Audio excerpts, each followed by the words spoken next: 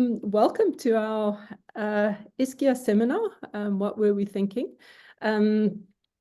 Today, I think we're on our ninth. It's a ninth seminar in the presentation, and we've had a list of extremely diverse presentations. This question of what were we thinking has kind of all of these multiple facets. So I'm very happy to introduce you today to Roger Sainer, who's going to talk about moving towards sustainability, but the accent there, I think, is on moving. And what Roger is going to present to us is a talk on acting in complex situations, which he says requires an ability to move and adapt to the unknown with others. And he's going to draw on cognitive science and embodied cognition and participatory sensemaking. And he says the relational turn in philosophy. I hope we're going to be able to get a grip on everything that he's saying here. And he's going to turn to all of that to sketch out how movement with others is not only a metaphor describing a kind of a conceptual skill, but he says a complexity fit competency, which can be built through relational embodied practices. So that's already a mouthful. Roger is studying a master's in sustainable development at the Center for Sustainability Transitions at Stellenbosch University. And he also, well, he's being supervised by a person in dance and theatre and performance studies. So that's where the whole movement thing comes in. And the idea is to kind of link sustainability theory and embodied practice. So Roger, welcome. Very eager to hear what you have to say to us. And I'm very glad that there's a combination between more academic-y things and something that seems more practice-based. So very eager to hear what you have to say. Thanks, and over to you. Great. Yeah, thanks, Andrea. And hello to our regulars and the visitors, some of which took up my Facebook call and are joining in. So thank you. And also the co-supervisor that Andrea has just mentioned, which is Dr. Sara Matchett. She's also here listening in the background. Yeah, I'm hoping to, I've sort of tried to thread together my approach to this stuff, and you've just mentioned a whole lot of different theories. And this presentation is kind of an attempt to make sense of a particular way of stitching them together. And I'm going to try to be done by 3:05 and give us 25 minutes or so for questions and feedback. And let's see how I do. So yeah, I thought we'd begin in a very big place, which is something that I really, really enjoy, which is science fiction. Particularly the kind of science fiction which is about first contact stories, first contact with aliens or intelligent life. The Arrival is a particularly good example of one of those stories. And a lot of people have been fascinated with this question of, as expressed in the Fermi paradox, which is, if the universe is teeming with life, where is everybody? And why haven't they contacted us? There's a whole bunch of theories around that. But the one I want to look at here is a report in Nature Scientific Reports journal 4 years ago that was looking at this question and going that they think that the thing that makes most sense as to why we haven't contacted or been contacted by some form of life elsewhere in the universe is that essentially everyone uses up their resources, their natural resources, before they are able to leave the planet. And that is the trajectory that we are certainly on. A little later, hopefully I'll remember to mention this paper's probability that they've assigned to whether we will have a catastrophic event happen to us as a civilization or as a planet, and what that probability is. Spoiler, it's not great. And there's been various approaches in the last 100 years or less to look at what are our chances of, or what does the next couple of 100 years look like? And one of the most well-known ones is Limits to Growth, which was put out in 1972. And it's just a simple graph of resources, food, output, and population. And as our population exponentially increases, we use up more natural resources. And we live in a finite planet with finite limits. And so we can only grow so much. And there's a bunch of different graphs that look at that. There's the population growth one on the bottom left over the last 200 years. Bottom right is the hockey stick graph from 1999 that looks at the projected rise in climate. We've got other ways. This is the planetary boundary models that looks at climate change being one of the boundaries that cannot be exceeded if life as we know it should continue to exist. There are 8 other boundaries that they have been attempting to quantify from a scientific perspective. And of course, that's one approach to making sense of this. There are others, and they've published 2 other revisions to this. And as you can see, we're not doing well trajectory-wise. We are well over the boundaries for most of these things. Here's a different way of looking at this. This is Kate Raworth's donut economics.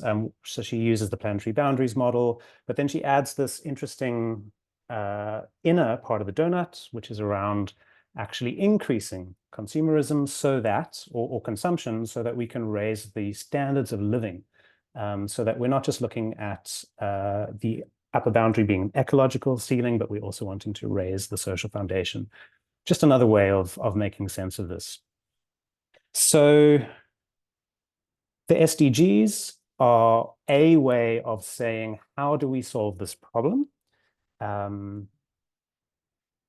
there's plenty of critique of this as well. I think it's a good stab. It's a good first stab in a direction of trying to work at a global level to create some momentum towards a better ecological trajectory. But of course, I mean, these goals are all for 2030. We've made very little progress towards them.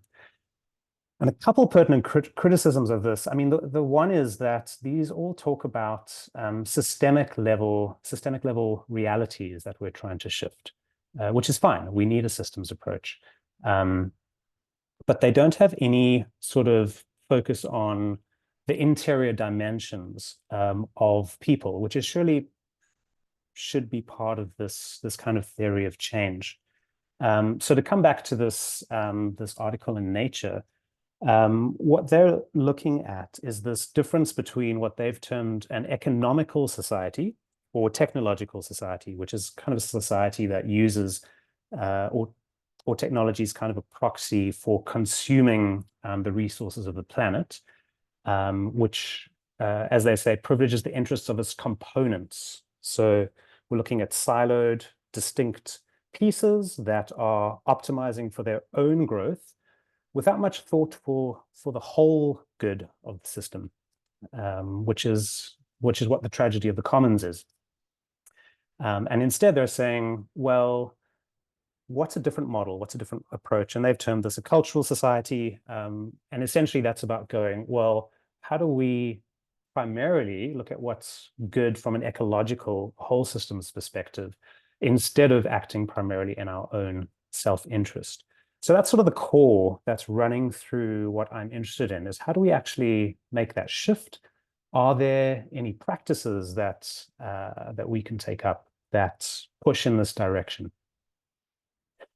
And before we actually get into that, I came across this last week, super interesting paper that was just looking at the ideological differences in, actually what was the more interesting thing to me is this idea of a moral circle.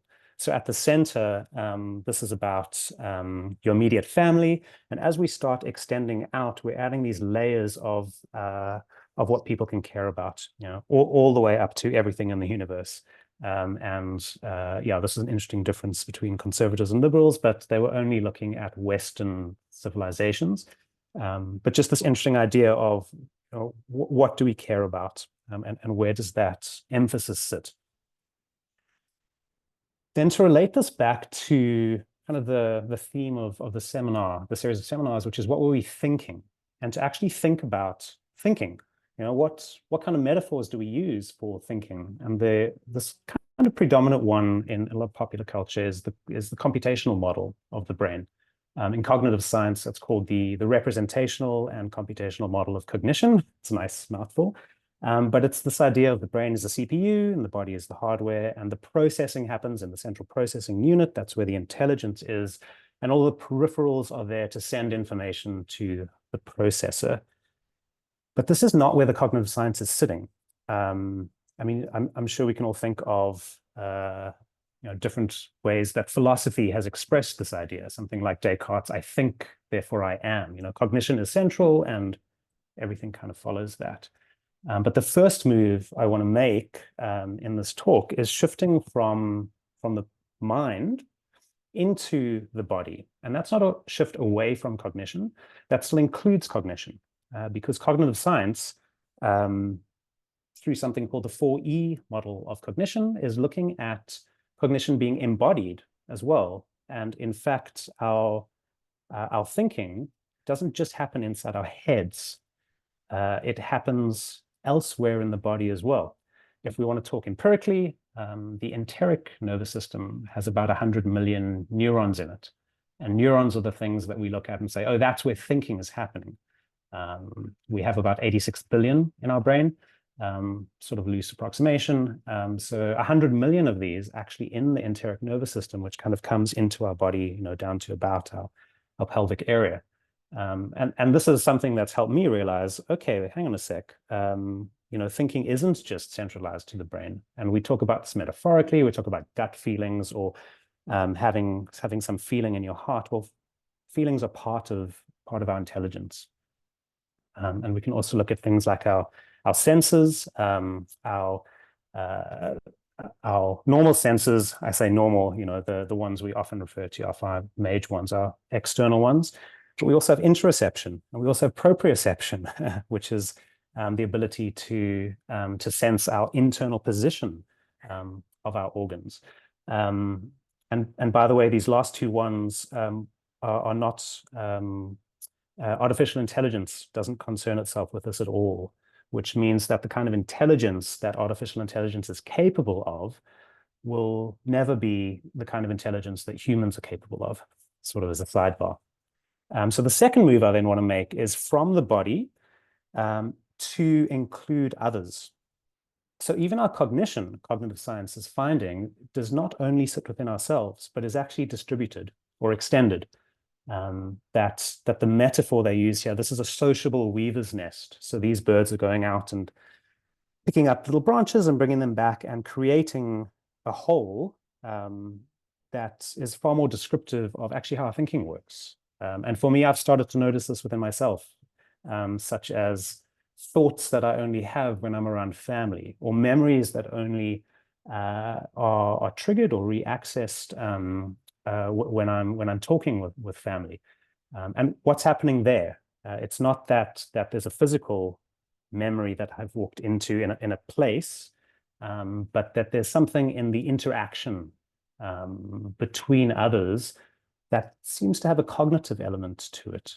And one of the sort of philosophical areas of study and scientific is participatory sensemaking, which looks at the interactions between people and having the interaction itself be quite an important thing that almost has its own life. It can't exist separately from people. There needs to be a feedback loop, and the nature of that influences the quality of what that interaction is. The third movement I then want to make is into a systems awareness. So we've moved from the head to the body, moved from the body to others, and then to add different kinds of systems understanding. This is the Cynefin framework that looks at 3 different kinds of systems.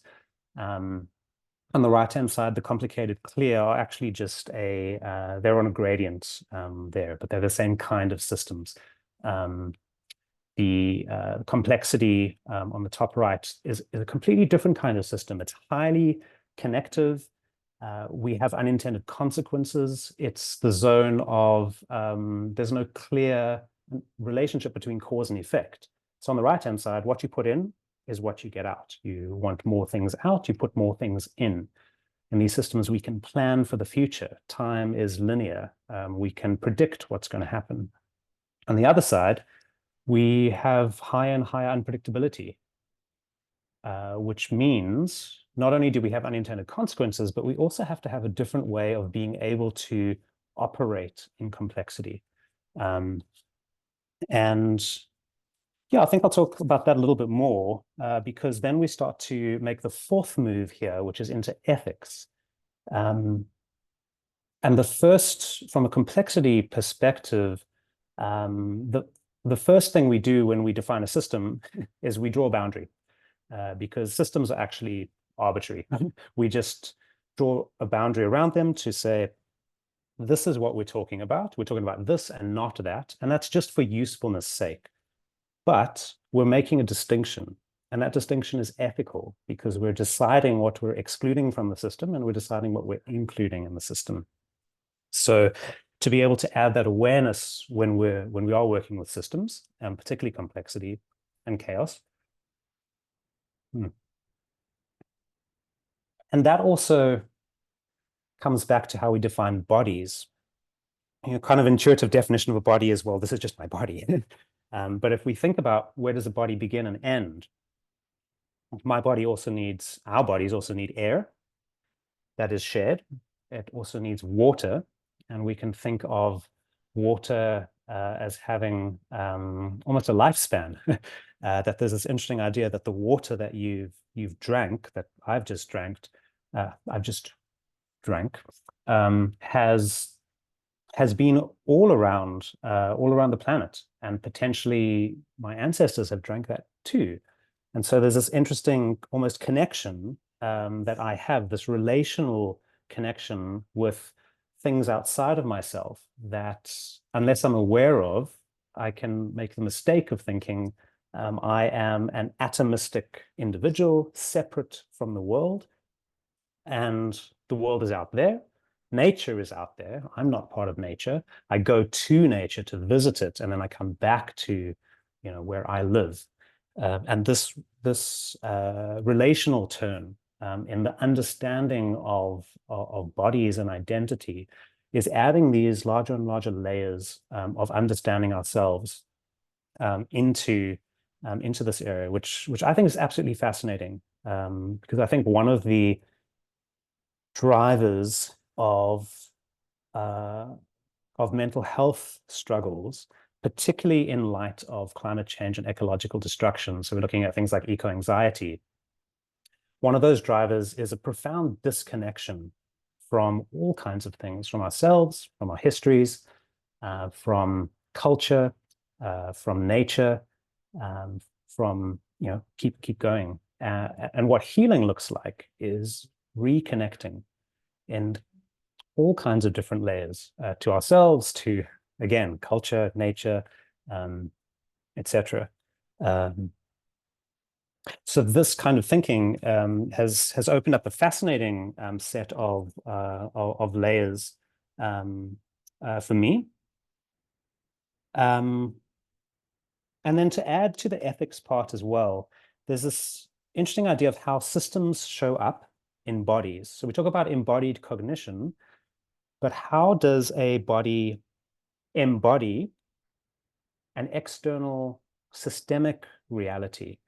If we're talking about something like racism, for instance, that's not just a sort of conceptual prejudice towards others. It's also a felt experience from the other side of that. And to be privileged is to not have that felt experience. So yeah, there's I won't read through this quote, but Ta-Nehisi Coates opens up this book on different practices that can be used to actually work with racialized trauma. So again, it's not just a focus on the systemic reality or the individual reality. There's this dialogue between the two, and the systemic reality shows up in the embodiment. And these are some really interesting places of things like epistemic trauma, which is a kind of trauma that happens when one's knowledge isn't recognized by a particular system.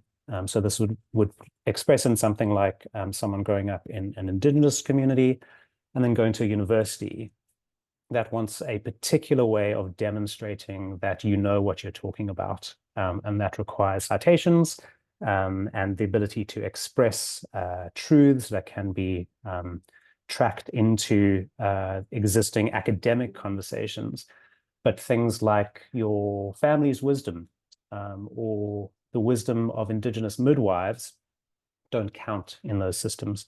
And so to be able to create a space for the legitimacy of that knowledge is a double set of work, because the indigenous person first needs to understand, how do I translate this in a way that lands, that is now legitimate? And now from that place of legitimacy, I can now phrase what I already know to be true from my own experience into this context. So that's super interesting. I mean, one of my research participants did a PhD at UCT and then has started a traditional healing journey, and is writing on this really fascinating place of epistemic violence.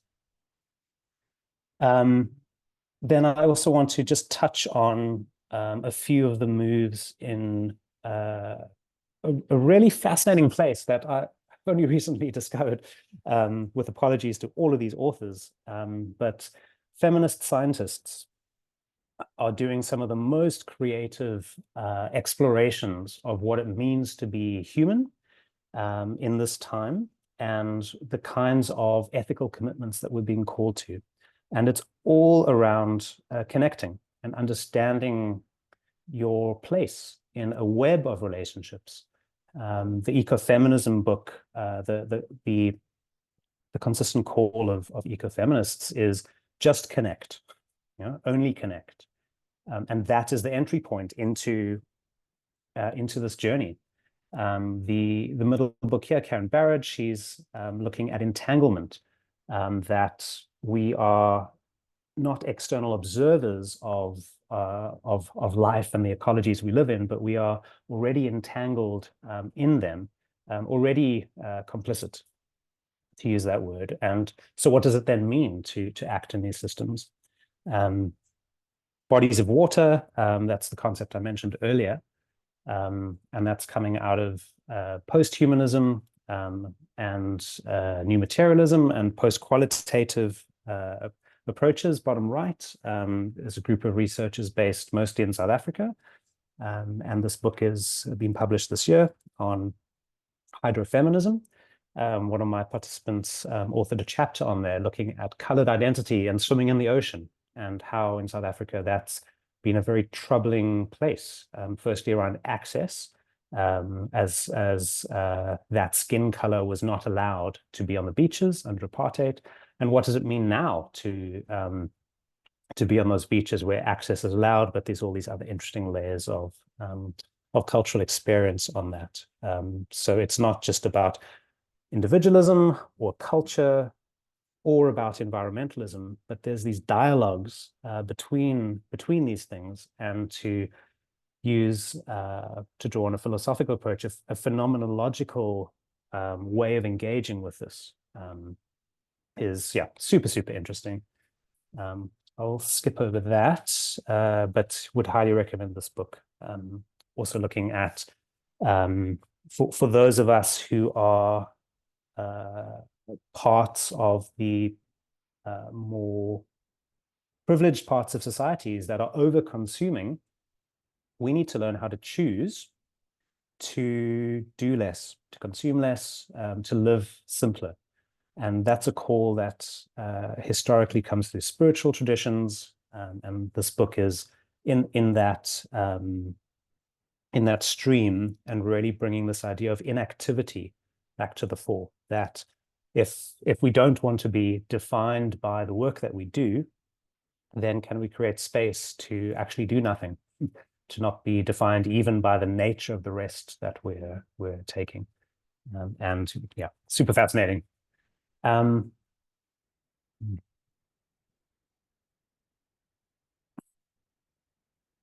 So I'll begin to close with this. So the inner development goals were created by a group mainly out of Sweden that looked at the sustainable development goals and said, those are all systemic, great, but they don't speak to any inner reality.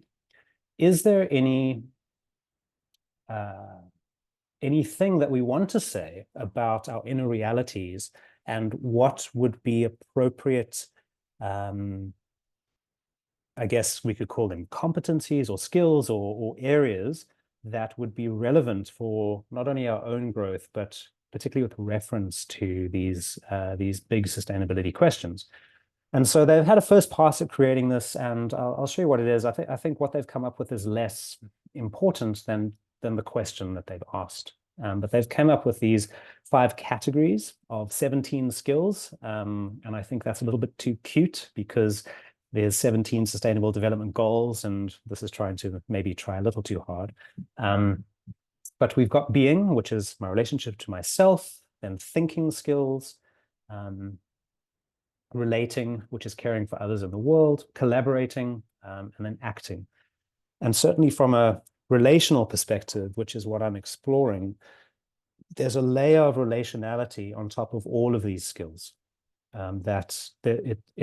It's so much about relationship. I mean, under even thinking there, we've got sense making, and certainly participatory sense making would come under there. There's complexity awareness. And I think that's all I want to say about that. So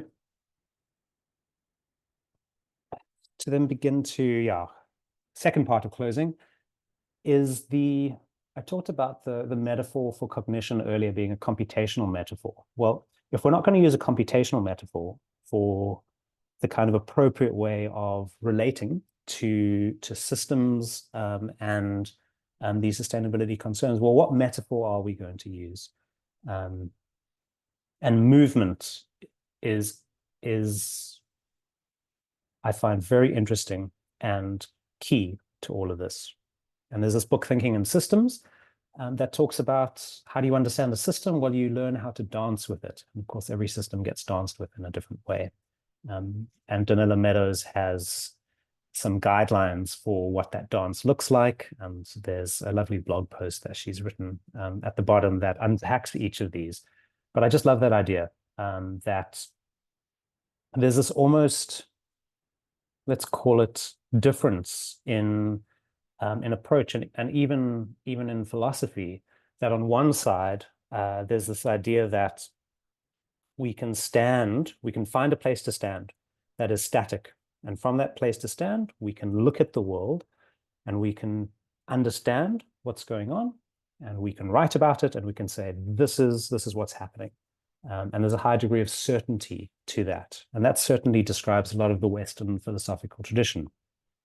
And a lot of engineering approaches, and it maps into the complicated kind of system in complexity, as Cynefin talks about it. But there's other kinds of systems that just doesn't work. Instead of a static approach, there's a whole lot of ideas that say, well, what about flow? What about the ability to move with, to join with? There's a lot more humility there, because expertise doesn't translate. Your expertise works when there's high degrees of certainty, but when there's not high degrees of certainty, how do we flow with that? So a practice like contact improv, for instance, which is a dance practice that works with touch, you can't plan what's going to happen.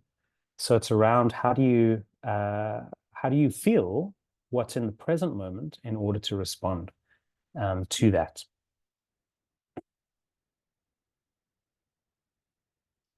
So then to close, and I've left out a lot of things, and I hope they come up in the questions. But yeah, I'm really looking at this this need for relationality in order to better engage with these highly connected ecological sustainability concerns in a personal way, beginning with moving from the head into the body and integrating both. In fact, all of these are about bringing together, connecting things that have been disconnected, then having an inner awareness with that, then adding connection to others. So that's now building an outer awareness, then adding a systems, let's call that awareness too, or compositional awareness, as Contact Improv calls it.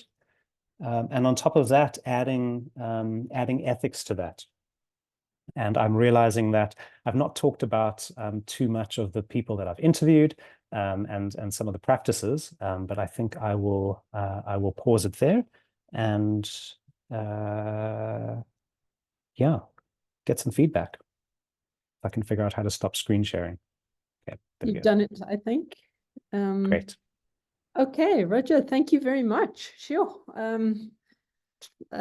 Yeah, lots to think about. Let me just see if I've got my screen. So maybe I should just open up the floor to people who would like to ask questions. Just use the hand raising function, I think, or if you find that you can't do that, stick something onto a chat. And then I will field questions for you, Roger, so that you can concentrate on the answers and not fiddling around looking for chat and all of that. So yes, I have actually myself a question that I want to ask you, but I'm going to first of all hand over to Gary. I see his hand is raised, and yes, let's start with Gary, and then we'll go on to Nina after that. Awesome. Thanks, Andrea. And Roger, thank you for a very informative presentation. And I was very excited to see a number of books that I know personally very well. The Karen Barad one I saw just as I was finishing off my PhD, and it nearly destroyed my life. Because the entanglement idea is an incredible idea. And I wanted to just come back to you on that. You know, you were talking about systems, and one of the things about systems is that we as humans, we create a boundary so that we can understand the system. But the boundary, to a large extent, is arbitrary. I mean, the body's boundary is not arbitrary. It is a fairly stable construct itself. And I was just wondering, you know, if you take Barad's entanglement and this thing of disconnection with nature, nature itself is no longer what it used to be 100 years ago. So if we're part of nature, irrespective of the boundaries that we draw ourselves, have we not shifted ourselves in that movement? I mean, are we not? Have you, so I'm interested in that boundary differentiation and how we actually are part of this whole, but think that we're separate from it. Yeah, no, that totally makes sense. I mean, on the nature thing, I mean, that's a concept we had to create. And if I remember, I can't remember the author on this, but around 100 or so years ago, 1930s, I think that's when we started talking about nature. And if we just think about the sort of development of humanity, pre-cities wise, pretty much everything was nature. And at some point, as we started to coalesce, there started to be these divisions or distance created. If we just think about even now around food, you know, how do I get food? Well, I go to the supermarket and I buy the food. But where did that come from? There's quite a long journey that this thing has come from. Whereas in, say, if we look at, say, Europe during the Middle Ages, where people are tending their own gardens, and in sustained subsistence places around the world, the food is just there. So I think this move is an increasing distance from the things that we term nature is the one part of it. And then in terms of the entanglement part, yeah, this might be a little bit out there, but in terms of bodies begin and end, well, that depends on what frames we want to bring into there. So if we bring a frame of time, for instance, and we say, well, what are bodies made of? And we get really, really atomic. We're made of hydrogen and helium. Well, where did those form? Well, those formed in the heart of supernovas, dying stars, which then exploded and sent that matter out into the universe. Luckily they coalesced and then eventually formed us. So, and we only discovered that in 1964, which I think is really, really, fascinating. So, and the Christian church has this thing during Lent, which is, from dust you've come and to dust you will return. So I think those are things that help me realize that this increasing distance, and I think technology creates this distance as well, and that's part of the ecofeminist critique as well, that the more technology we add, the further away from nature, as I guess as we can understand in the popular use that we get. And they've also got this fascinating critique around sex that I'm not quite sure I buy, but it's worth thinking about. That's saying from a perspective of critiquing patriarchy, that many men's primary contact with nature is through sex with women. And I thought that was a really interesting kind of thing to think about. I guess I could say more around that. But yeah, maybe I will for a sec. I think maybe this is generalization, but I think women are far more embodied because they're forced to be from having a period, whereas men have not had that. So periods and I'm just blanking around what is it called when you get menopause? Thank you, getting there as well. So there's these things that male bodies don't have to experience, and I think it's impossible. I might be wrong because I don't know enough philosophy, but I think it's impossible that a woman could have come up with Descartes' philosophy, because Descartes' "I think, therefore I am" was a project of doubt, which was, what do I know to be true? And he doubted everything. How could he doubt that he was given birth to? But apparently that was one of the things he did. How could he doubt that he had a body? Well, he thought maybe that was just a projection of his thoughts. So I think this move into the body is also a profoundly critical move of what it means to belong in the world. I'll stop there. Awesome. Thanks, Roger. Andrew, you're muted. Oops. Okay, thanks, Gary. I think Nina had her hand up. Nina, if you still want to chat, and then we'll ask Helen to join after that. Yeah. Thanks, Roger. A really challenging kind of set of movements to string together. I think I get it, and I really appreciate the inquiry, because for me, often what sustainability, how we approach sustainability is it can be from a solutions orientated point of view, where we're trying to understand the problem and we're trying to respond to it, and in ways that often a brutal reality asks us to do is to find a solution, which can be technological, which can help, but doesn't necessarily solve. But I find that way into sustainability has great utility, but it feels unsatisfying in a way that really addresses the problem,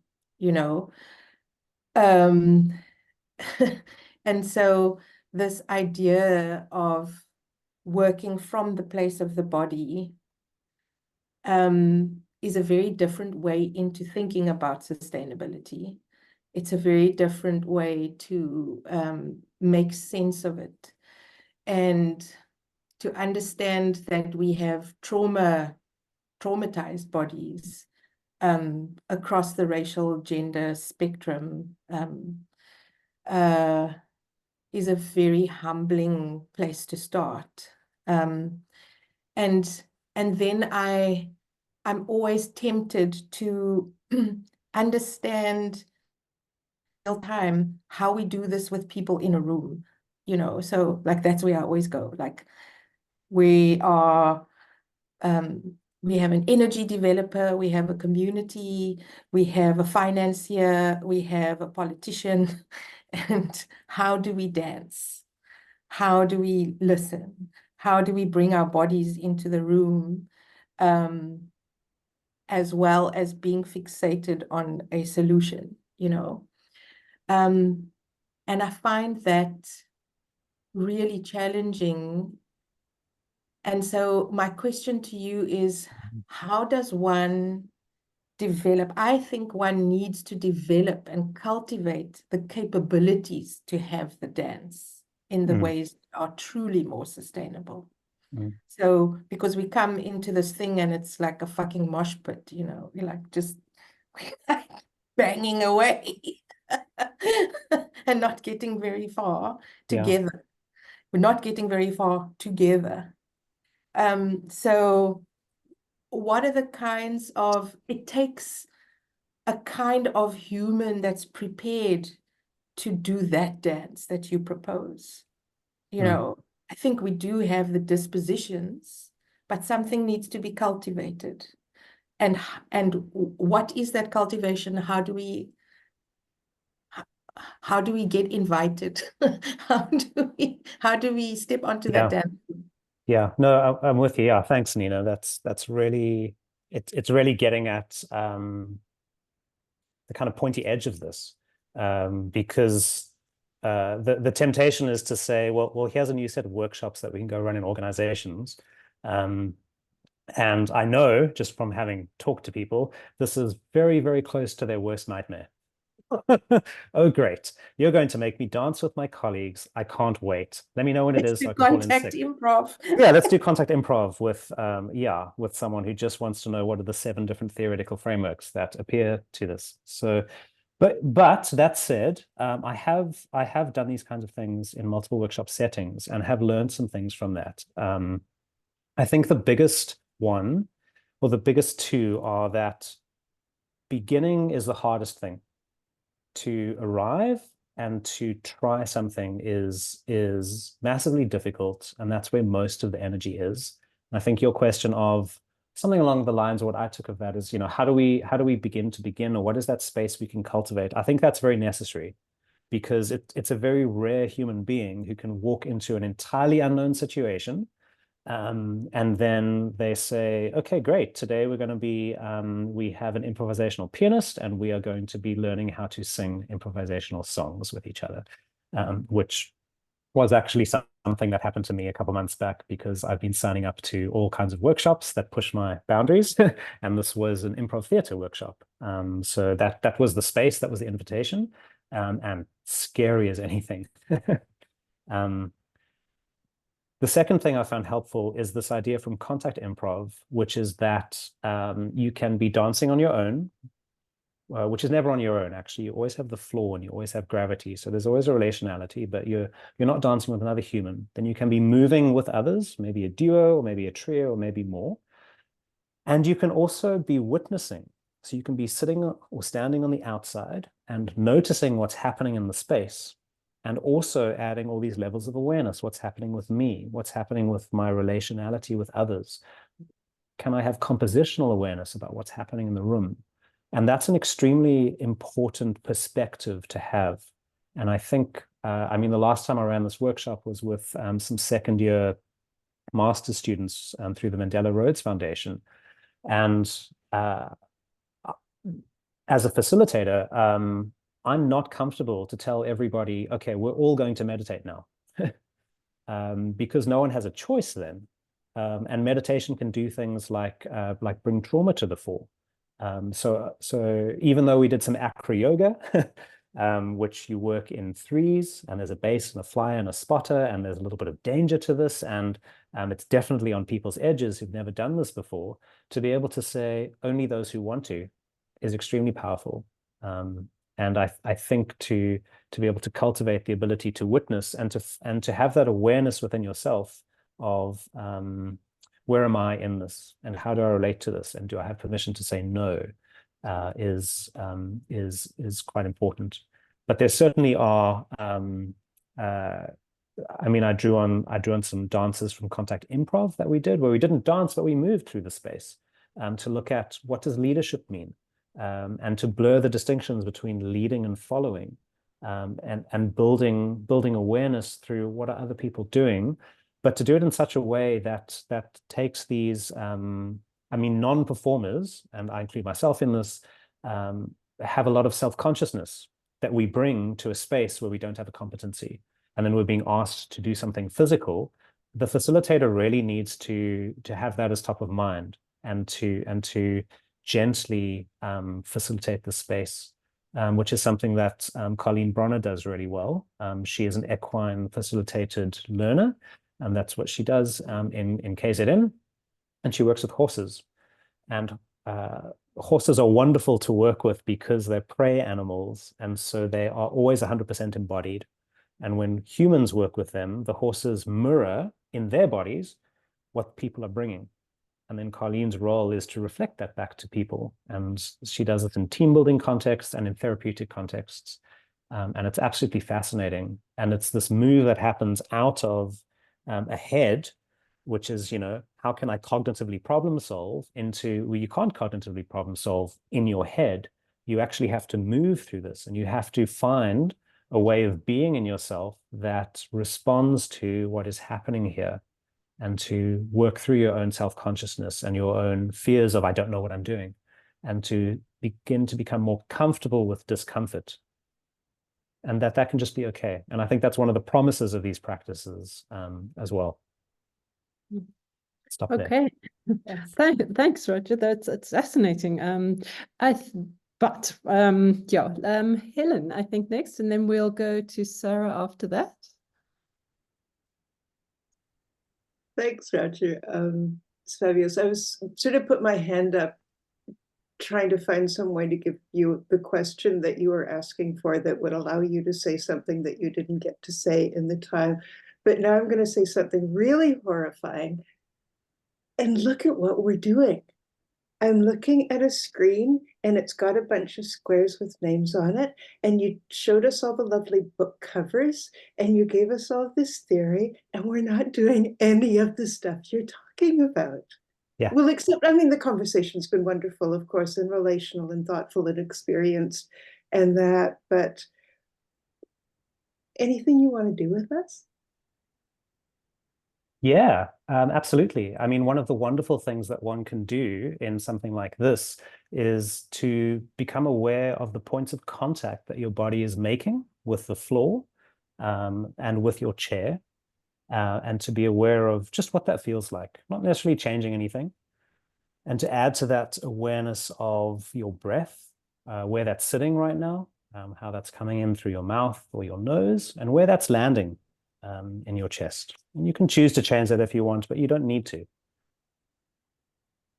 And there's this lovely idea that I wish more meditation teachers were more embodied, because so much meditation is just about kind of what's happening in your head. But if we take the first move that a lot of meditation does, which is simply, well, what am I aware of right now? In my physical experience, in anything else that's happening, my internal awareness, my physical awareness, environmental awareness, and in my relational awareness with others, either in the room or on the call, and also becoming aware of the space between each of us. And somehow, I mean, if we were all standing in a circle, we could be aware of the space in the middle of the circle and also the space on the outside of the circle. Don't know how this works on this call, but I think somehow it does. And then to figure out, I don't know how this works for each of us, but to figure out how to be aware, not just from the point kind of behind our eyes, but to be aware from our entire body. That's an interesting awareness kind of embodied shift. I did a session with a somatic therapist earlier this year. I've been doing a bit of somatic therapy, which is interesting because then instead of talking about, here are my problems, how do I cognitively solve them, we're just dropping into the body experience. And in one session, I just sat on the edge of a chair and she had me stand up and sit down and little fine adjustments in shoulders and things like that. And after the session, I was sitting at a friend's house and realizing that I was actually aware of the environment from my knees. It was almost like that was a part of my body that had now lit up, that I didn't realize was almost numb beforehand. So one of the exercises from my grandmother's hands, and you don't have to do this if you don't want to, but is this idea of giving yourself a shower, a dry shower. So you just kind of, just touching, all over your head, arms, chest. And I think of that as a way of kind of activating parts of our bodies so that they become a little more lit up. So thank you for that wonderful idea, Helen. And one of my research participants, she works for Tier Fund, and they work with the 50 poorest countries in the world, and she's there for support. And all of her sessions are on Zoom. Every now and again, she goes and visits people. But what she does is for the first 2 minutes of each session is they breathe together. And being able to shift breath to something that drops into the bodies more, with the rib cage expanding and kind of letting go of places in your body that feel held. It's a wonderful thing to do at the start of a session or just before a meeting. And once I've invented a time travel machine, I'll go back to the start of my session and we'll celebrate that we all did that together. Thank you, everyone. Sara. Hello, everyone. Thank you, Roger. Helen, that was my question as well. How, this idea of embodiment, it's wonderful for us to talk about it and hear about it, but what does it actually mean, right? So thank you for bringing that up, Helen. And Nina also asked my question. So I have, and thank you for answering that, the how. How do we develop those internal capacities through embodied practices? But so now I would like to reflect on some things that came up for me. When you spoke about the beginning and the end of the body, I suddenly just felt my skin.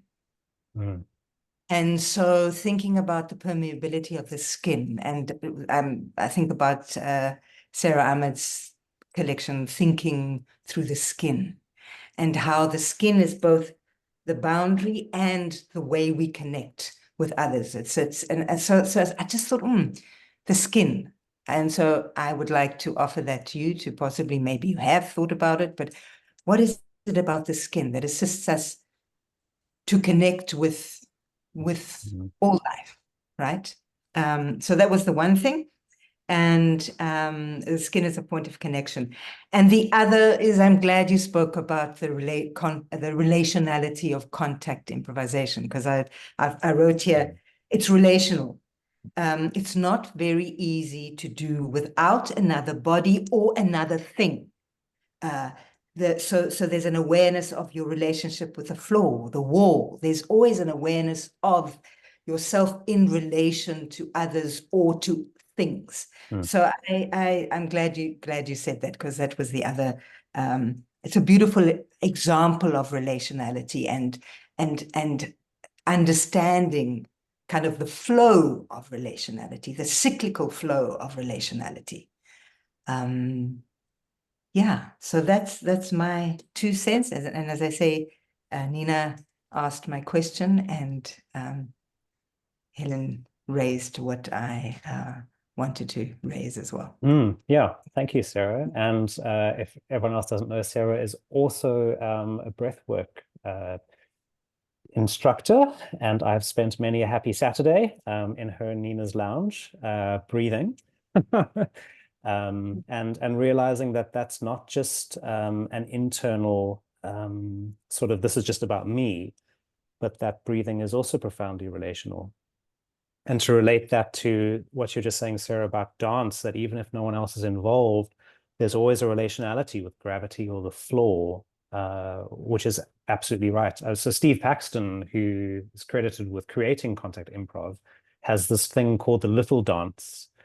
And the little dance is just standing upright and being aware of, or beginning to become aware of, all of the micro movements that are happening constantly throughout your body to keep your balance. And if you watch videos of him online doing this, you're just like, what are you doing, man? You're just standing in a garden, which it is what he's doing. And yet there is this awareness of internal relationality, and some really subtle distinctions of awareness that can be created through how one stands, distributes your weight, breathes. Those are all competencies that can become more and more finely tuned and can also be used to read the world through, if that makes sense. I mean, one of my participants was talking about, she uses her body as a sense-making tool. So when she's an Anglican priest and is very annoyed with a lot of things that male Anglican priests say, and often men from the pulpit, and was saying, listen, if you can't tell me where that thing you've just said lands in the body, I don't trust it. So it's a very interesting argument for contextual embodied theology. Which is this philosophical move away from these sort of abstract, disembodied, transcendent, valid for everybody ideas. But it goes, that's all well and good, but what about here and now? And how do I live this? Yeah. Yeah, Roger, thanks. I'm having this extreme awareness of the micro movements of the clock. And you had a question. Yeah, no. We have time for one more question. There's now you're going to help me with your name, because I have Ferg or Ferg on the chat list, but I don't know your real name. So but you have your hand raised, and yeah, love to hear from you. Yes, hi, it's Ernst Ferg from the chemistry department. Hi, thanks, Roger, and thanks, Andrea, for the talk. And I'm coming from a very different angle, the sciences, and it's really fascinating listening to you. And I want to take you maybe back to what you mentioned, which sort of triggered the thought, is when you talk about nature and its boundaries, and what we do, is it ethical or not, and how ethics over time changes. And I think we assume, or we make the assumptions, that engineers, scientists, the like, are all ethical in what we do and in the data that we represent. But the boundaries of our ethics changes with time, and I think that you alluded to that. The ethics that we had maybe 100 years ago is quite different. We didn't have a problem doing experiments on whales and shooting whales for their blubber, and that might not be acceptable nowadays. So there are a lot of changes that have come about over time, and I think our challenge is also that the ethics on one continent might be slightly different on another continent. The science that I do is hopefully reported correctly. The numbers add up, and what I measured in the lab is right. But where I'm going to be applying that science might be quite different on different continents. What is ethical for maybe the Asian continent is different to the European, or to us, within the African continent. And I think your trigger there in terms of that nature shifts, and how do we shift with nature, is a real challenge. And I think not just for the humanities like your fields. Where are the boundaries, and where do we then stop those boundaries before they, where we then almost have a what we call a thermal runaway, or where just where you can't control those events anymore. And where are those boundaries, and how do we implement them? Or do we just wait until the runaway happens, and then we say, oh, we shouldn't have done that? So it's a challenge for scientists. I think even as much as a challenge for social scientists. Where do we draw the line when it comes to the boundaries within nature? Do we wait until the catastrophe happens when the bombs explode and we say we shouldn't have done that? Or do we say, we can see nature telling us not to do certain things? Can we actually, implement them within science? And thanks, it's a stimulating discussion, and I appreciate, Andrea, that you are hosting these events, and it's food for thought even amongst us dry natural scientists. Thanks for that. Yeah, no, thanks. So that's, you're right on point with that ethics question. And sure, particularly, I mean, if we just take, say, fossil fuels for an example, we know that the biggest lever we have with climate change is divesting from fossil fuels and reducing their usage. And yet it's proving extremely difficult to do that. And I think one of the reasons is that we're maybe psychologically far more predisposed to respond to something that's happened than to anticipate something that we're reasonably certain that's happened but has never happened before, and then to say, oh, we should take action on this. So when we look at all of the projected models from climate change scientists to say, we're blowing through all of the global warming predictions, we should do something about that.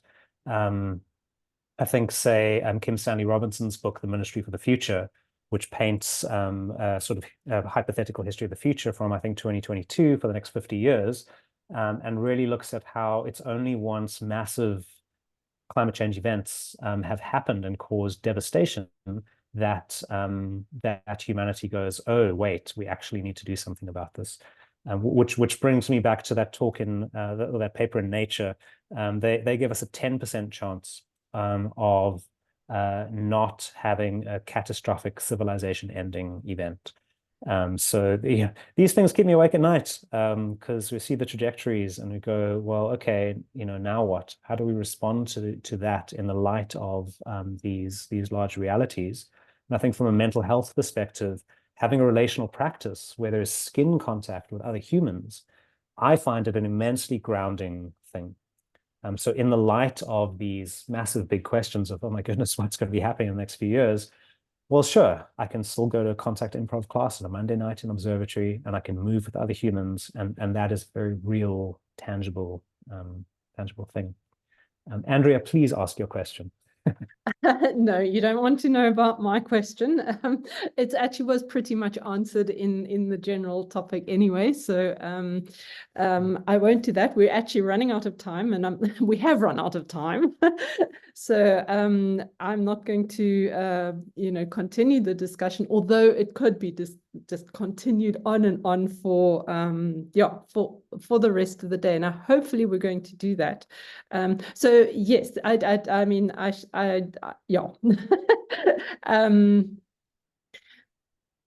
oh, I wonder if I should just sneak in. Okay, I'm going to just sneak in just because you looked disappointed when I said no. So, but I think it's just something I would like you to think about, and that's if separation is illness and health is kind of reconnecting, and the way that we're going to kind of become healthy is to understand our place within, you said, the web of relationships. Then what I wanted to know, you asked the question, what does it mean to act in these systems? And I wanted to know, well, what happens to the notion, the very traditional notion of will and free will? And that's why I thought, oh no, I don't want to answer this, because I mean, I don't want you to try and answer it, because it's a debate that's been in philosophy for goodness knows how long. But if you have any thoughts on it, I would love you to email them to me, or continue this discussion perhaps in another seminar later on in the year. What happens to free will in a complex system? Love to know that. Okay, so that was. So would we all. But if I email you, is that because you asked me to? No, it's not of your own free will. You will do it because I don't know. It's turtles all the way down. Yes, there you go. That's a lovely metaphor to end this on.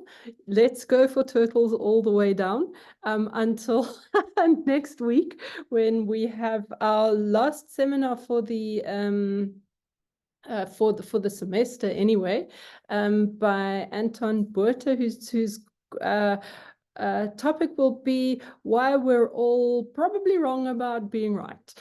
So I think that will be an interesting follow on from your talk, Roger. And yes, thank you very, very much. It's an enormous amount of kind of rich and interesting and stimulating material, hundreds of questions. And yes, please email me about the will. At your leisure. I'll just go get a philosophy degree in the meantime. Great. But yeah, thanks for hosting, Andrea, and thanks to everyone who came to listen and interacted. Fabulous. Thank you. See you all Thanks, next week, Roger. hopefully. Okay.